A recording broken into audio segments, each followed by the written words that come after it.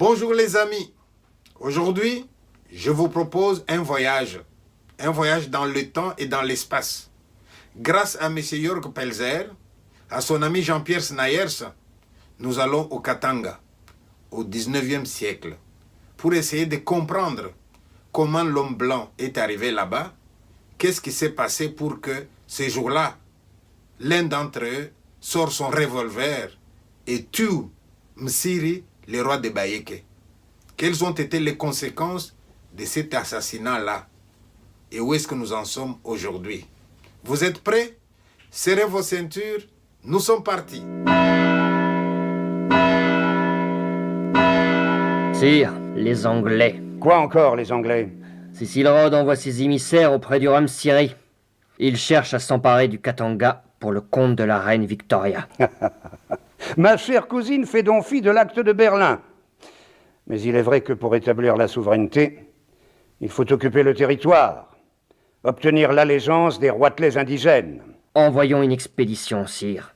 D'urgence. Pas une expédition, plutôt 4. Il faut à tout prix soumettre Msiri. Et, mon cher Theis, n'oubliez jamais que si besoin, la force est la sanction suprême du droit. Pour s'emparer du Katanga, en l'espace de 2 ans, Léopold II lance 4 expéditions vers Bunkeya, l'ancienne capitale. C'est comme si aujourd'hui la Belgique envoyait 4 fusées dans la Lune. Le roi Msiri trouve la mort lors de la confrontation avec la 3e expédition.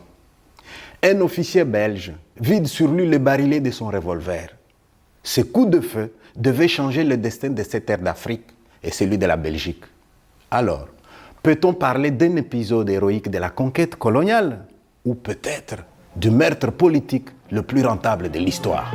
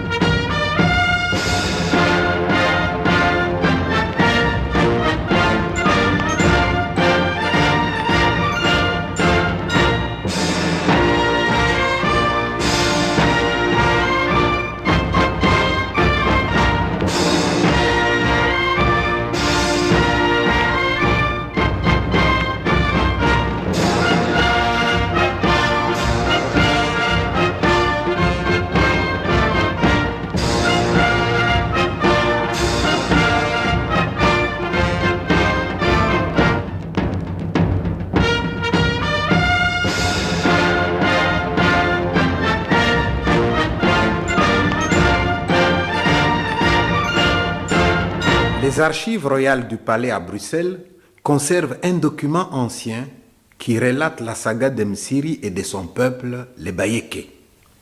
Msiri aussi avait été un conquérant. 17 ans après sa mort, son fils et successeur Mukanda Bantu dicta une longue lettre adressée au futur roi Albert Ier, le remerciant de sa visite et des cadeaux reçus. Nous sommes en 1908. L'année même où son oncle Léopold II, peu avant sa mort, fait don du Congo à la Belgique. Cette année, nous avons été heureux de recevoir votre visite parmi nous, prince de notre grand roi. Maintenant, voici l'histoire des anciens temps. Voici les raisons de notre arrivée au Katanga. Ce qui nous a amenés ici est le cuivre. Des chasseurs d'éléphants le découvrirent. Ils frappèrent un éléphant avec la lance. C'était un mâle, avec de grandes pointes. Cet éléphant fut blessé et non tué. Alors ils se mirent à le suivre longtemps. Nos chasseurs arrivèrent chez Nanoubeza. Là, ils virent des lingots de cuivre qu'ils achetèrent. À leur retour, le chef fut transporté de joie à la vue du cuivre. Le cuivre. Mukanda Bantu se doutait-il du colossal enjeu que les trésors cachés dans le sous-sol de son pays allaient représenter dans le monde industrialisé du XXe siècle?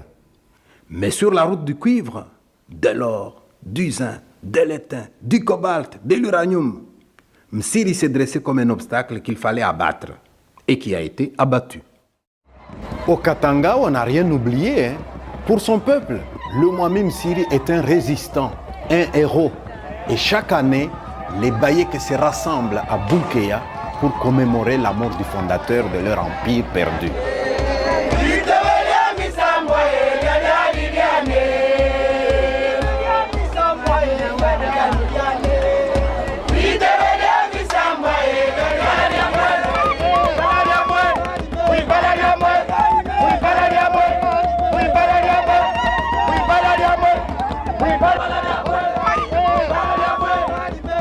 C'est le Mwami Munongo qui préside aux célébrations.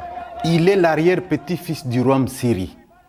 La mort violente de Msiri a ouvert la voie vers les richesses minières du Katanga. Ce Katanga qui va devenir une colonie belge plutôt que britannique. Et c'était là l'enjeu. Plus de 45 ans après l'indépendance du Congo, nous savons bien que la fracture entre les ex-colonisateurs et les ex-colonisés est loin d'être réduite. Alors, n'est-ce pas le moment de partager la mémoire? Et pour cela, d'écouter aussi la version africaine de l'histoire. Nous allons commencer par le premier, le Mwami Mwenda Musiri Ier, qui est le fondateur de notre dynastie. Il a été tué par l'expédition Sterve, envoyée par Léopold II. Il a été intronisé Mwami vers Luambo en 1845 à peu près, 1850. À l'époque, nous n'avions pas de calendrier comme les Belges. Et il est décédé en 1891. Au départ, il était fils de commerçant, donc son père était un prince, qui commerçait entre Tabora et le Katanga. À la tête des caravanes de commerce, Msiri arrive dans un Katanga où il trouve des tribus opposées les unes aux autres, en guerre tout le temps. Alors il noue des alliances. Il propose son aide militaire au chef Katanga, Mpande. Il était fin stratège. Il disposait déjà de l'arme à feu. Il était courageux. Et pour documenter ses victoires, selon la coutume d'alors, il rapporte des trophées. Pendant que Katanga et Mpande l'attendaient, il revient avec les têtes. Il ramène les têtes de ces criminels. Katanga lui dit, je te donne 2 de mes filles, tu ne pars plus, tu es mon fils, prends-moi, protège-moi. Mpande, lui, qui dit carrément, viens, il coupe sa terre en 2, il verse le sang, ils font le pacte de sang et l'intronise comme... il devient chef. Msiri va régner sur l'empire du Garenganze pendant plus de 40 ans. Après sa mort, son fils Mukanda Bantu lui succède. La dynastie perdure avec Kitanika, Mutampuka, Antoine Luyinda, Godefroid Shombeka Munongo, Christian Mwemera. Peu d'entre eux sont morts de mort naturelle. Et d'abord, le premier successeur de Msiri. Il semblerait que des missionnaires, à la solde du pouvoir colonial, se soient servis d'une favorite convertie pour lui administrer une petite potion. Mukanda Bantu n'a pas survécu à ces filtres supposés aphrodisiaques. Autre mort suspecte, celle du père de l'actuel Mwami. Il était le ministre de l'Intérieur de Tchombe lors de la sécession katangaise. Sous Mobutu, il connaît tour à tour la prison et les honneurs. Au début des années 90, il cumule le rôle de Mwami de Bayeke avec celui de député. Lorsque la conférence nationale ouvre le dossier Lumumba, Godefroid Shombeka Munongo va devoir témoigner. Mais aussi shakespearien que cela puisse paraître, il mourra en pleine conférence nationale avant d'avoir parlé. Son fils Christian lui succède pour succomber peu après à une insuffisance rénale. Le conseil fait alors appel à son plus jeune frère. Personnellement, je venais d'Amérique où j'ai fait mes études universitaires à Boston, dans le Massachusetts. Mais alors, je devais rentrer pour travailler à Citibank Tokyo. Les notables ont fait une petite réunion qui a duré une demi-minute peut-être, en disant, puisque le père, quelquefois mon père aimait beaucoup parler, il aimait dire que parmi mes fils, l'Américain viendra et sera Mwami. Alors d'office, pour eux, c'était une évidence. Voilà en résumé comment nous avons commencé et mon règne s'est allé depuis 98 jusqu'à ce que Dieu voudra. Voilà en résumé notre dynastie. Voilà un banquier qui devient le Mwami de Bayeke. Toujours accompagné de son Mutomi, à la fois majordome et gardien, tenant audience pour conseiller et guider ses sujets. Mais c'est aussi un homme d'affaires, administrateur général de la florissante Brassimba. Car s'il y a un secteur qui au Congo survit à toutes les crises, c'est bien celui de la brasserie. Godefroid Munongo Jr., comme déjà son père, tient en plus un rôle politique. Il est député de l'Assemblée nationale de la République démocratique du Congo et il y représente l'ensemble des chefs coutumiers du Katanga. Grand voyageur, cosmopolite, amateur de jazz, il entretient des relations avec les institutions européennes et le monde politique belge.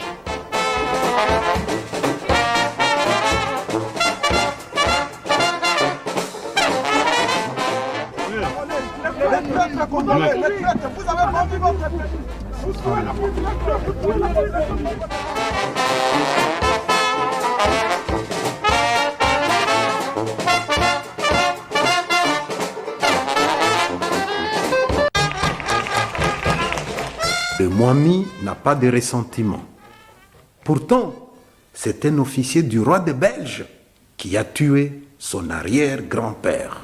Mais malheureusement pour nous les Baékés, du royaume du Ngalanganze et de chez Moussiri, c'est pas à la perte de notre royaume, de notre empire, que Léopold II a pu asseoir son pouvoir.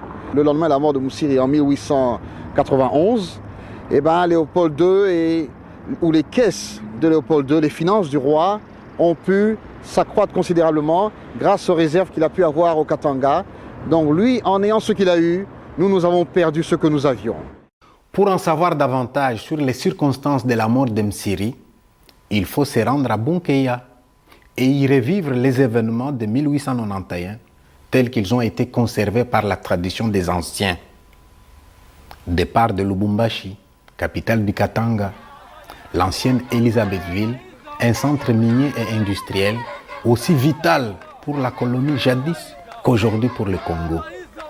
Ensuite, la route, 160 km, plein nord, au milieu de la saison des pluies.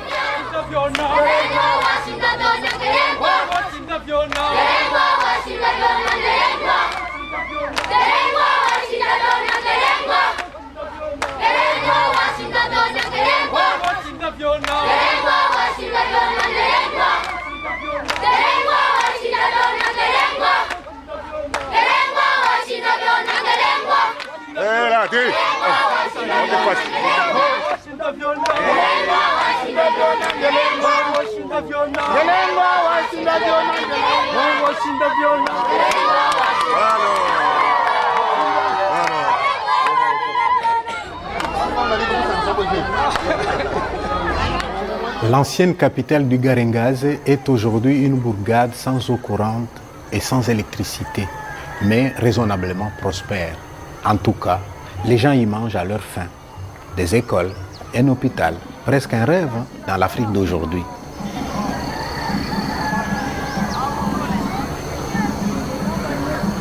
Jean-Claude Maton, coopérant dans l'enseignement depuis 22 ans à Bunkeya, est devenu l'archéologue et l'historien des Baékés. Les Baékés sont venus de l'Est.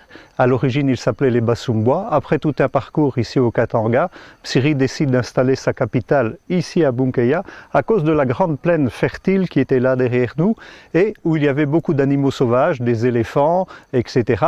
Et ça permettait de nourrir notamment toute la population qui était estimée à environ 80 000 personnes ici à Bunkeya. Bunkeya n'a pas spécialement changé depuis Msiri, si ce n'est que du temps de Msiri, c'était encore plus étendu. Hein? Vous voyez là-bas la première colline, c'était Nkuru. C'est au pied de cette colline que Msiri avait son kraal, sa résidence principale. On continue jusqu'à Munema, là où Msiri est enterré. Il y avait 43 kraals.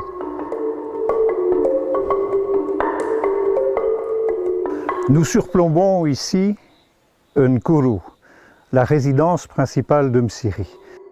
En face de nous, nous retrouvons 6 grands entrepôts qui notamment abritaient le cuivre, le sel, l'ivoire, la poudre. Devant ces entrepôts, il y a une petite enceinte circulaire. Là, c'était la haute cour de justice parce que Msiri, il n'y a que lui qui pouvait juger. Nous avons ici, nous voyons une autre enceinte et c'est là que résidait Mahanga, dernière favorite de Msiri qui était une princesse Luba du Nord. Voilà une métropole de 80 000 habitants, bien rangée, bien organisée, avec de nombreuses ressources, disposant d'armes à feu, d'une cour de justice, le tout dans un site superbe et judicieusement choisi. Rien à voir avec l'idée qu'à cette époque, les Européens se faisaient des sauvages d'Afrique. Et pourtant... Je me tiens ici à l'endroit où se tenait le Mwami Msiri lorsque une de ses armées en campagne arrivait à Bunkeya. Les généraux, ils amenaient avec eux une ou deux têtes coupées des chefs ennemis qui avaient été tués au combat. Ça se terminait, Msiri en mettait le pied sur la tête du chef et il disait « Je te piétine, toi tête de un tel, afin que les ennemis du pays meurent. » Bikouvi, Béchalo, Bafoué. Ensuite, les têtes étaient prises et étaient mises sur des pics et elles se retrouvaient sur la clôture là-bas. Ah, les têtes coupées, plantées sur les palissades. Les récits des explorateurs en sont truffés. C'était certainement une pratique courante dans l'Afrique de cette époque et Msiri n'y faisait pas exception. Msiri a été enterré ici dans ce kraal. C'est devenu le cimetière royal et donc tous les rois sont enterrés l'un à côté de l'autre ici sur cette parcelle. Les prédécesseurs du Mwami reposent au cimetière royal. Sur l'esplanade, on a dressé les bikabilos. Pendant les cérémonies, ces 8 miniatures accueillent les esprits des rois disparus. L'histoire et les traditions des Bayéké sont codifiées dans d'innombrables chants. Le Mwanango Samba est à la fois le compositeur et le conteur officiel de la cour. Le Mwami, accompagné de la Mugoli, c'est le titre de sa jeune épouse, a revêtu les insignes de la royauté.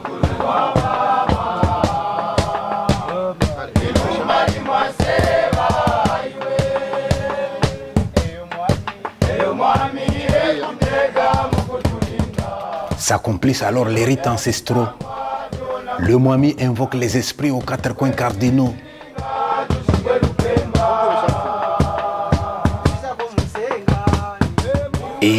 Et en signe de communion avec son peuple, marque le front et le cou de chacun d'une pâte de kaolin et de bière.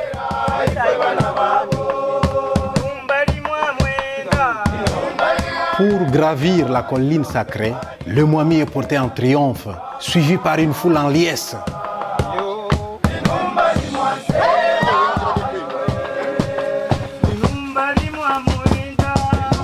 Il plante le bois fourchu en symbole de la prise de possession de la terre. Msiri à l'origine était un envahisseur. C'est son sang, versé en terre katangaise, qui a conféré à son peuple le droit du sol.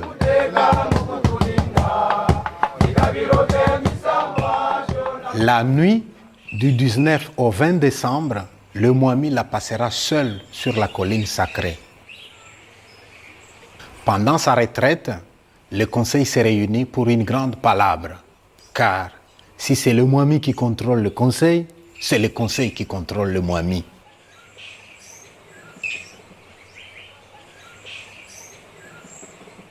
Le lendemain, c'est l'anniversaire de la mort de Msiri. Le Mwami descend du mont Kourou. Aux portes de Bunkeya, un homme l'attend. C'est le Machamou, à la fois gardien du cimetière royal et acteur essentiel dans la tradition démocratique à laquelle est astreint le Mwami.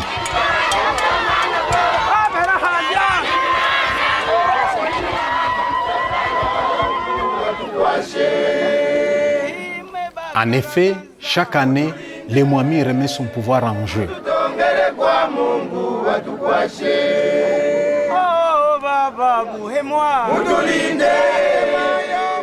Après le sacrifice rituel d'une chèvre, il remet solennellement son commet au Machamou.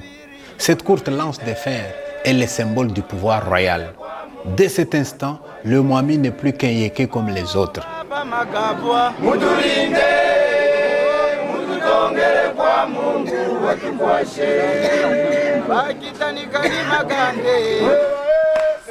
Et le Machamou, en dépositaire du pouvoir, se rend au cimetière royal. Il va entrer en transe pour consulter les ancêtres. Devra-t-il ou non rendre l'incommet au Mwami? Évidemment, le Machamou connaît déjà la vie des anciens. Mais c'est aux esprits des ancêtres qu'appartient la décision de confirmer le Mwami dans son pouvoir ou de le destituer. Quant à celui-ci, serait-il tout de même un peu nerveux?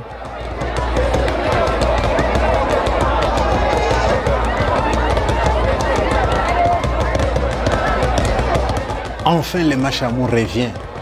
Les battements des tambours continuent.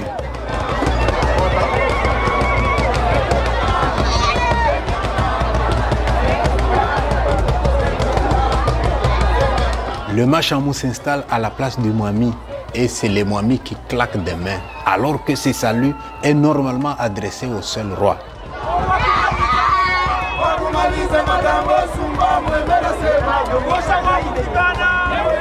C'est le moment des petits cadeaux. Et le Mwami récupère son commet pour une autre année.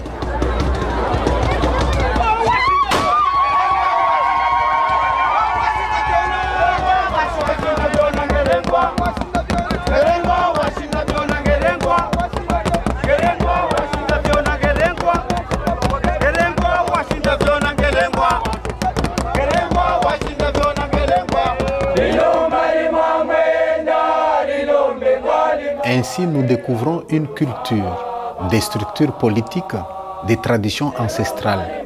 Plus étonnant encore est le rôle dévolu aux femmes. Dans les royaumes d'Msiri, comme maintenant, elles travaillent au champ. Elles s'occupent de la nourriture, des enfants. Elles se font belles. Mais contrairement à leurs congénères du 19e siècle en Europe, elles ont droit au chapitre. Les bagolis ou reines qui aujourd'hui prennent part aux cérémonies sont les descendantes des femmes à qui Msiri avait confié la gestion des krals. Chacune exerçait alors un rôle politique. Il y avait une reine de la paix, une autre de l'intendance, une autre encore chargée de l'accueil des caravanes. Et au cours des commémorations, c'est évidemment une des bagolis qui garde les symboles du pouvoir. De même que des femmes participent au Conseil des Anciens. Le drapeau bleu étoilé de l'État indépendant du Congo.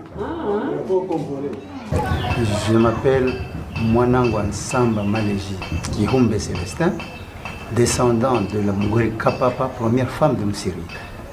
Je suis Mwanangwa Dikuku, le grand frère du Mwami. Chacun des notables se définit à la fois comme un Mwanangwa, c'est le titre de prince du Mwami, et comme la réincarnation de son ancêtre à la cour de Msiri. Au conseil, il porte le nom de cet ancêtre et le représente dans les discussions. C'est un jeu de rôle permanent. Les Blancs sont venus pour que nous acceptions leur domination. Ils voudraient nous imposer leur drapeau. Et moi, Nangwa qui a posé la question à Mwami Msiri. Aujourd'hui encore, la tradition orale conserve l'histoire des Bayeke. Les anciens, de génération en génération, se racontent les événements, en discutent chaque détail, se disputant parfois sur des points précis. Et comme la tradition orale s'exprime par les chants, les fêtes et par les conteurs lors des commémorations, le Mwanangwa Samba vit son heure de gloire. Voilà, c'est une narration rapportée par nos ancêtres, comment a été le drame de Mounema. Notre héros, Mwami Mwenda Msiri Ier, lequel a été assassiné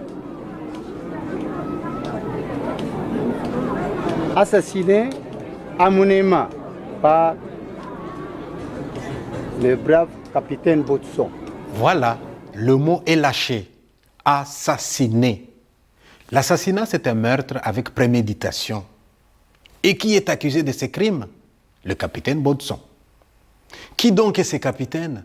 Et qu'est-ce qu'il faisait là, à Bunkeya, en 1891? Quelles sont les circonstances qui ont fait que la route de ces militaires belges ait croisé celle du roi Msiri? Revenons à Bruxelles, où en cette fin du 19e siècle, un autre roi poursuit inexorablement son projet de conquête coloniale. Léopold II avait réellement, je pense, cette conviction, au-delà de la légende, qu'il fallait à la Belgique une colonie. Son père avait déjà cette préoccupation, on l'oublie parfois. Il jette son dévolu sur l'Afrique centrale et conclut un contrat avec le célèbre Stanley, qui, après avoir exploré le bassin du fleuve Congo en journaliste, y retournera pour le compte du souverain. Stanley ramène d'innombrables traités conclus avec les chefs locaux. Au travers de ses comités d'études, associations et compagnies, Léopold II crée pas à pas les conditions de sa souveraineté sur les territoires découverts par Stanley. Cette zone qui posait problème, les grandes puissances cherchent à trouver la manière de garantir une certaine stabilité. Léopold II, qui est présent à travers les avancées notamment de Stanley depuis plusieurs années, mais est là pour cueillir en partie le fruit mûr, même si les choses ne sont pas jouées, puisqu'on sait très bien que ce n'est qu'une toute petite partie du bassin du Zaïre qui, à l'époque, est parcouru par les agents de Léopold II. En 1884, Bismarck convoque une conférence internationale à Berlin. Que les puissances occidentales s'y soient partagées l'Afrique relève de la légende. Il s'agit plutôt de garantir la liberté de circulation, d'établissement et de commerce. Et le résultat n'en est pas moins extravagant. Les grandes puissances attribuent de facto le bassin du Congo à une personne privée, Léopold II, qui va constituer ce domaine en État indépendant du Congo. Les puissances sont conduites, mais à reconnaître, mais après la signature de l'acte final de Berlin, qu'il y a au fond un État potentiel dont le responsable est le roi des Belges. L'acte de Berlin ne définit pas les frontières du nouvel État. Pourtant, un tracé avait été communiqué à la conférence. Le 24 décembre 1884, le roi modifie cette carte. Il saloue les rivages des grands lacs à l'est, poussant son crayon plus au sud, le grand tracé sera notifié aux puissances sous couvert d'une déclaration de neutralité. Seule l'Angleterre aurait eu des raisons de s'y opposer, car Cecil Rhodes convoitait ces territoires pour le compte de la reine Victoria. La notification arriva au Foreign Office au milieu des vacances. Était de veille un tout jeune diplomate qui n'a pas eu beaucoup de préoccupations à propos de cette dépêche qui pour lui était une dépêche normale. Le sous-secrétaire assistant marqua l'accord sur la neutralité sans réaliser qu'il officialisait ainsi les nouvelles frontières. Le Katanga, Léopold II se l'était offert en cadeau de Noël, suite au grand tracé et suite à la distraction d'un jeune diplomate anglais en août 1885. Les destins de Missiri et de Botson vont converger. L'acte de Berlin exigeait que pour revendiquer un territoire, il fallait l'occuper avec une autorité suffisante, planter le drapeau, établir la souveraineté de l'État indépendant du Congo. Le capitaine Botson fait partie de l'une des 4 expéditions que Léopold II avait chargées précisément de cette mission-là au Katanga. Ordre de mission, explorer les richesses locales et surtout soumettre le roi Msiri. Les 2 premières expéditions arrivent à Bunkeya par l'ouest. Le Marinel est le premier Belge à rencontrer Msiri qui refuse le pacte. Les publications de l'époque le représentent comme un personnage barbare et repoussant, entouré de palissades où il exhibe les têtes de ses ennemis.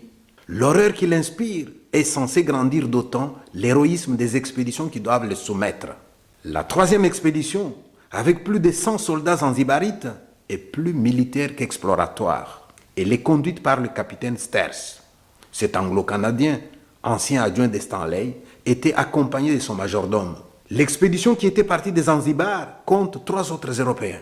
Un médecin irlandais, un militaire français, le marquis de Bonchamp, et l'unique Belge, Botson, qui lui aussi, au cours de la conquête coloniale, avait acquis de brillants états de service. À la différence de ses prédécesseurs, Sters s'approche de Bunkeya par l'est. Ce fait va s'avérer d'une importance capitale pour les événements qui vont suivre.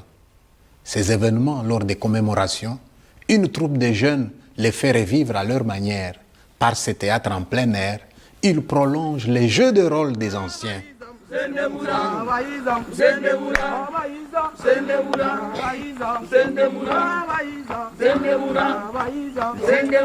Bandeva Wamala. Kalassa est un petit-fils de Mukanda Bantu et membre du conseil. C'est lui qui dirige les interprètes et veille au respect de la tradition orale. Ster Sebotson avance vers Bunkeya. Ster est pressé. Il sait que Msiri a reçu la visite d'un émissaire de Cecil Rhodes, qui cherche à mettre la main sur les Katanga pour le compte de l'Empire britannique. Et il sait que Msiri hésite. J'avais sans cesse devant les yeux les agissements de la British South Africa Company. Il était d'une nécessité impérieuse que ce fût le drapeau de l'État qui fut arboré le premier. Msiri apprend qu'une troisième expédition belge est en route. Il décide alors d'accepter la protection des Anglais et signe le traité qu'Alfred Sharp, l'envoyé de Cecil Rhodes, lui avait laissé quelques mois plus tôt.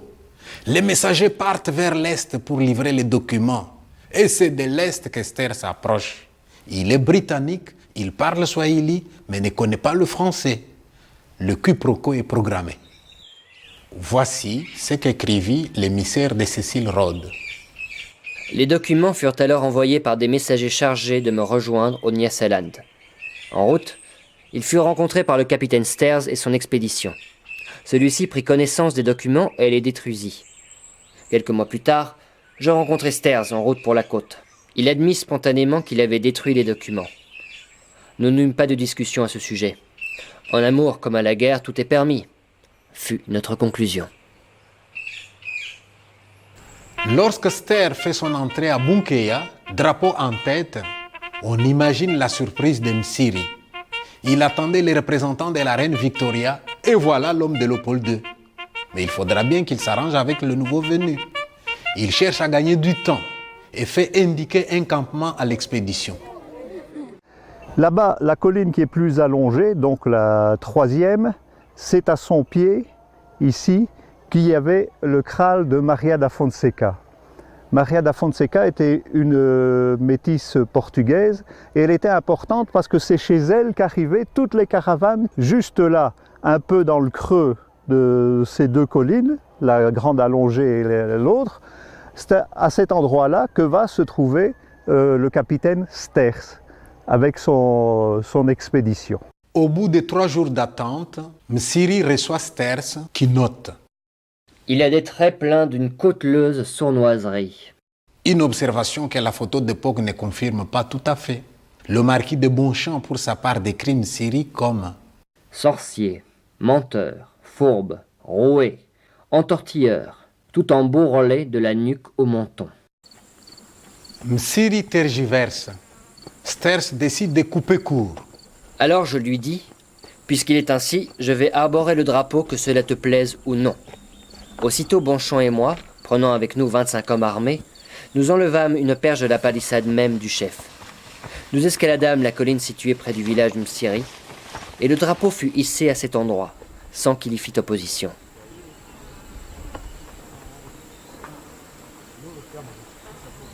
Suite à cette provocation, Msiri réunit son conseil. Devant la population de Bunkeya, les jeunes rejouent la scène. À l'unanimité, le conseil refuse la soumission au drapeau. La tradition baïque rapporte qu'alors, Msiri fait apporter des tissus. Il offre une toge blanche à chacun des Banangwa.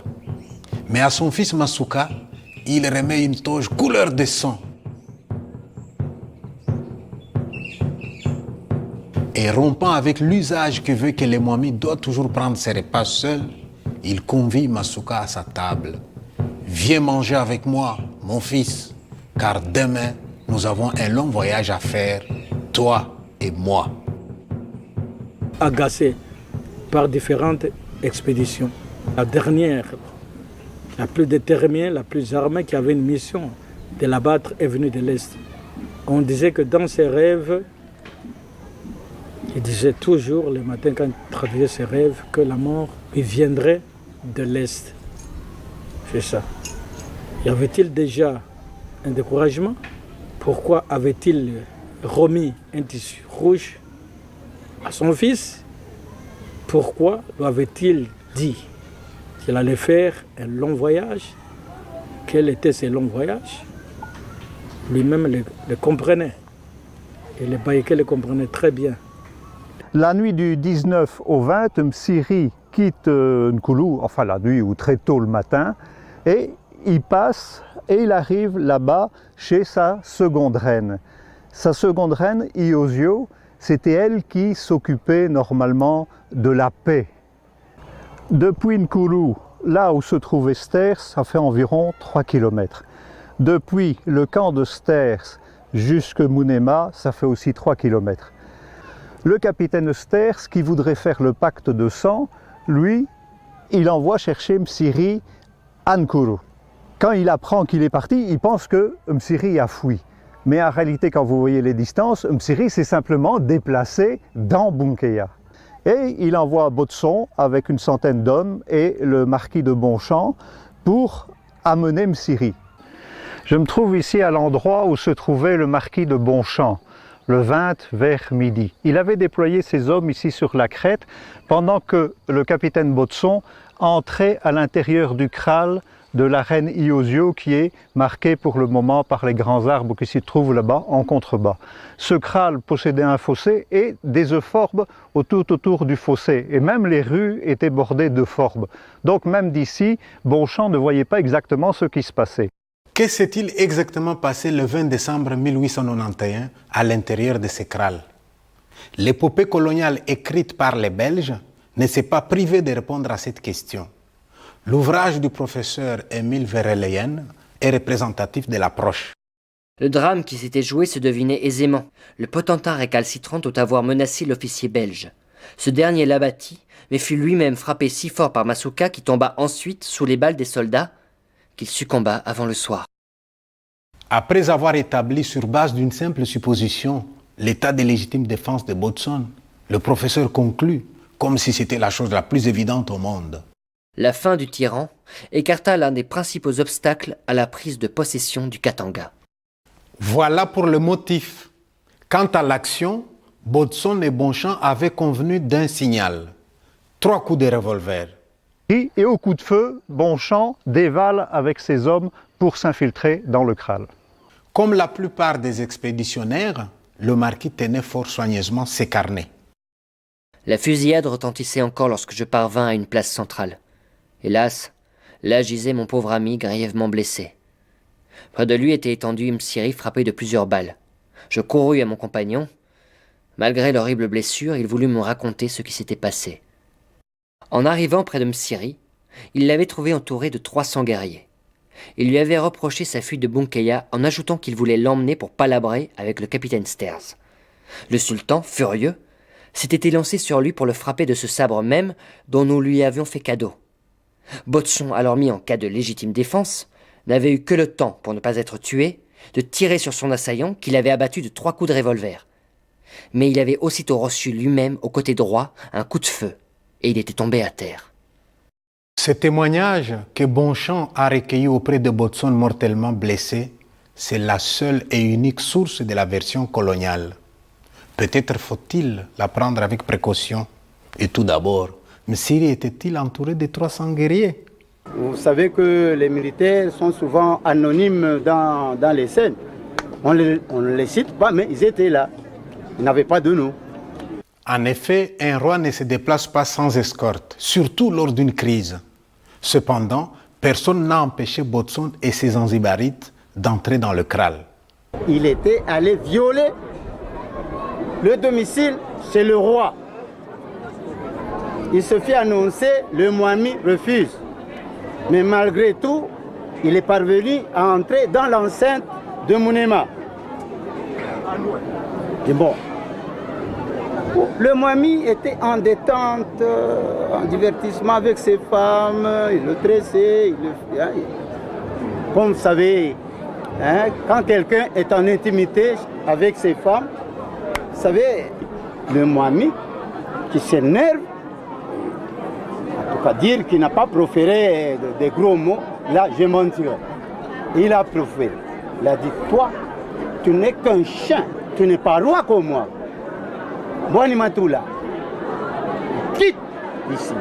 Et le Mwami se mettant debout, il entrait dans sa maison et Botson a dégainé. Il lui avait envoyé une balle dans la tête, mais c'était au crâne, derrière, lâchement, à bout portant, lâchement. Et alors, le Mwami tombe sans mourir directement. Il tombe, mais il fait un effort pour se lever. Au moment où il faisait cet effort, alors Botson vient l'achever. Voyant cela, le fils Masuka, qui s'était caché quelque part sous un grenier, a dit que voilà, maintenant je comprends le long voyage dont m'a parlé mon père. C'est la mort. Masuka a bâti Botson pour être à son tour tué par les Zanzibarites. Ster se fait couper la tête de Msiri et l'exhibe sur la palissade de son camp. Le marquis de Bonchamp note: C'était là une leçon barbare, mais indispensable à donner à ceux qui, sans provocation de notre part, nous avaient attaqués. Dans les récits africains, aucune allusion à la menace au sabre. Comme dans toute affaire criminelle, les témoignages divergent. Et puisque c'est en effet une affaire criminelle, voici une reconstitution faite avec l'aide des jeunes interprètes par le Mwanango Mukembe, petit-fils d'un prince de la cour de Msiri. Nous voici à cet endroit où s'était déroulée la scène du 20 décembre. Ce jour-là, Msiri a quitté le mont Kourou pour venir prendre du repos dans son harem. Et ce jour-là, il s'est assis entre ses deux épouses qui le coiffaient à cet endroit-là. Et c'est à ce moment-là qu'on a vu le capitaine Botson arriver escorté de ces 3 Zanzibarites. Il s'était tenu à cet endroit-là. Pendant ce temps, Masuka, qui avait suivi son père jusqu'ici et ne pouvant pas approcher le harem où son père se trouvait en intimité, Masuka est allé s'embusquer à 30 mètres du harem, sous le grenier Hari, à cet endroit-là. Botson a dit à Msiri qu'il était venu imposer le drapeau de l'État indépendant du Congo. Msiri, fou furieux de voir son intimité violée par un étranger, il le chasse d'un geste agressif. À ce moment-là, Botson dégaine, tire sur lui. Et Msiri, il tourne et il continue sa course vers la maison. Botson tire la deuxième fois sur lui. Msiri tombe, genou en terre, mais se relève et continue sa course vers la maison. Et Botson tire pour la 3e fois. Et Msiri tombe entre les 2 battants de la porte. Masuka, voyant son père abattu par Botson, comprit alors la gravité de la situation. Il tira sur Botson, lui ouvrant le ventre, et comme il restait caché sous le grenier, il en profita pour tuer les 3 Zanzibarites qui étaient de l'escorte de Botson. Comment Masuka a-t-il pu faire mouche à 30 mètres avec son poupou? En fait, il utilisait une arme déjà plus perfectionnée que le fusil à silex. C'est là même que le Mwami brandit lors des commémorations. Elle ne tire qu'un seul coup, mais elle est raisonnablement précise. Quant à Botson, des marques conservées sur les lieux du crime indiquent qu'entre Msiri et lui, il y avait 14 mètres. Comment croire que dans ces conditions, Botson ait pu se trouver en situation de légitime défense? Pour se sentir menacé par un sabre, il aurait fallu qu'il soit tout près de Msiri, mais à 14 mètres. Bonchamp affirmait avoir trouvé Botson près du corps de Msiri. Il fallait bien qu'il reste en cohérence avec la menace du sabre. Par contre, si Botson était à 14 mètres, comment a-t-il pu, avec son arme de service, un revolver à barillet peu précis, toucher Msiri à une telle distance? Eh bien, il semblerait que le capitaine Botson détenait à l'époque le meilleur carnet de tir de toute l'armée belge.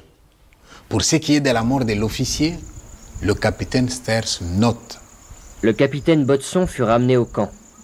Il souffrait énormément. Il me dit: Je vais mourir. Mais vous direz à mes compatriotes que je ne suis pas mort en vain. Grâce à Dieu, j'ai délivré l'Afrique de l'un de ses plus redoutables tyrans. Dans la nuit du 20 décembre, la population est frappée de consternation. Quel est donc cet ennemi assez puissant pour tuer un lion comme Siri? Alors le fait qu'il meure aussi banalement, brutalement, et que sa tête soit accrochée au niveau de la palissade, automatiquement c'était il y a eu comme un trouble dans le chef de tous les responsables d'abord et des subalternes d'office.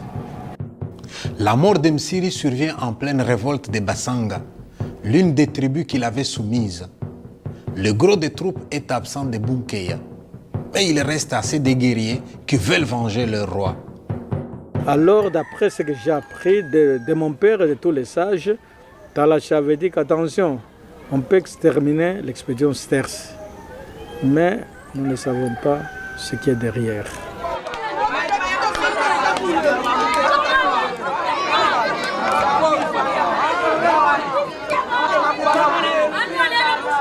Mais finalement, ce sont les femmes qui apaisent la fièvre belliqueuse.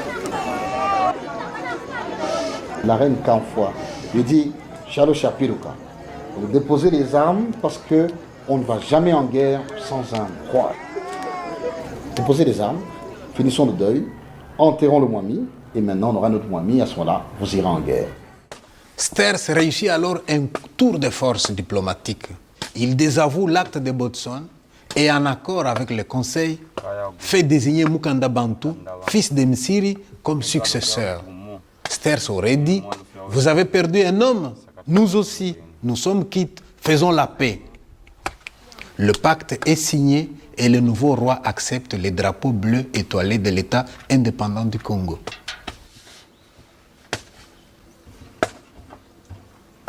Il y avait toujours deux camps, les faucons et les colombes. Mukanda Bantu, qui était parmi les faucons au départ, a collaboré pour des raisons stratégiques.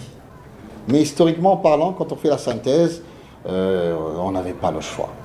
On n'avait pas le choix et on n'avait pas d'alliés aussi forts que nous au Katanga. Nous étions les seuls boucliers capables de lutter. Et on nous a décapités d'office, et les Lunda, les Luba, les Tchoko et autres attendaient de voir ce que Bunki allait faire d'abord. Donc on devait collaborer. Mukanda Bantu avait fait acte d'allégeance et Léopold II annexe les Katanga au nez et à la barbe des Britanniques. C'est la mort de Msiri qui ouvre la voie à cette prise de possession. Il s'agit bien d'un meurtre politique. Mais ce meurtre était-il prémédité comme l'indique la tradition orale de Bayeke? Dans le cas particulier de la tradition orale relative à la mort de Msiri, une partie du problème, c'est qu'il y a aussi une série de sources écrites et que les gens à Bunkeya ont aussi lu les livres d'histoire publiés par les Belges. Et par conséquent, on a là un amalgame entre une tradition orale pure, avec un certain nombre de gens qui l'ont recueilli, de témoins oculaires qui l'ont passé à 3-4 générations, peut-être un peu plus maintenant.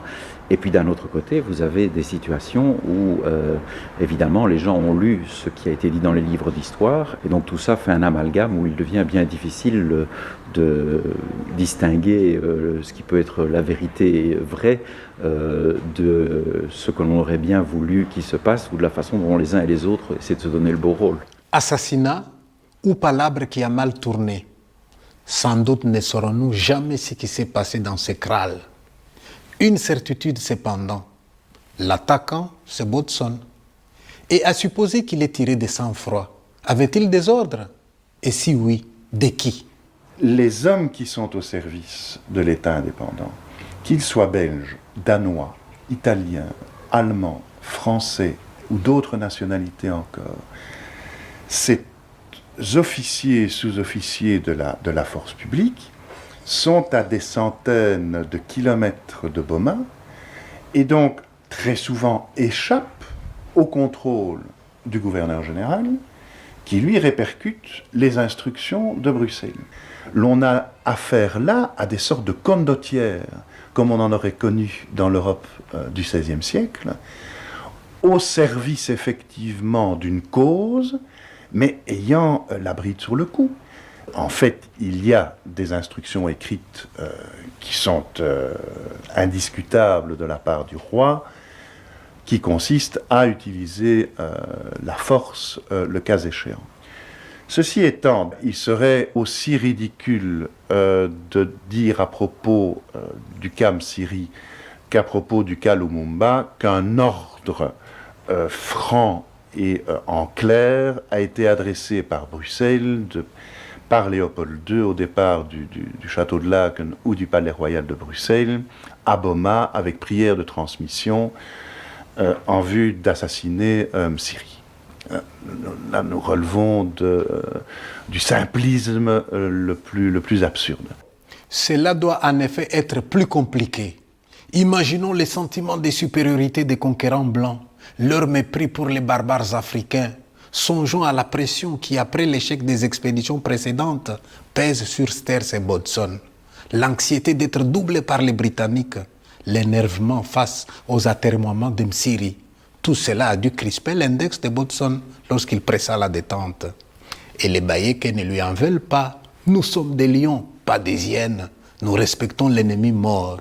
Aussi ont-ils toujours protégé et entretenu la sépulture du capitaine belge. Aujourd'hui, la tombe de Bodson est toujours là, avec l'épitaphe « Mort pour la civilisation », blanchi à la chaux lors des commémorations, comme les autres lieux de mémoire. Vraiment, les Bayékés ne sont pas rancuniers. Mieux que cela, guidés par leurs moimis, tantôt diplomates, tantôt frondeurs, ils ont su s'arranger d'abord avec le pouvoir colonial, ensuite avec les Zaïre de Mobutu, et aujourd'hui avec la République démocratique du Congo. Et c'est à leur avenir que pense l'arrière-petit-fils de Msiri lors de sa retraite sur le mont Kourou. J'ai pris le nom de Mwenda Bantu Masuka Kaneranera. Mwenda Bantu veut dire le rassembleur d'hommes.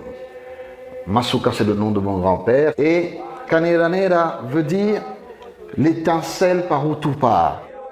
Donc la petite étincelle, c'est un message qui dit « Regardez là où je vais, nous allons aller très loin ensemble ».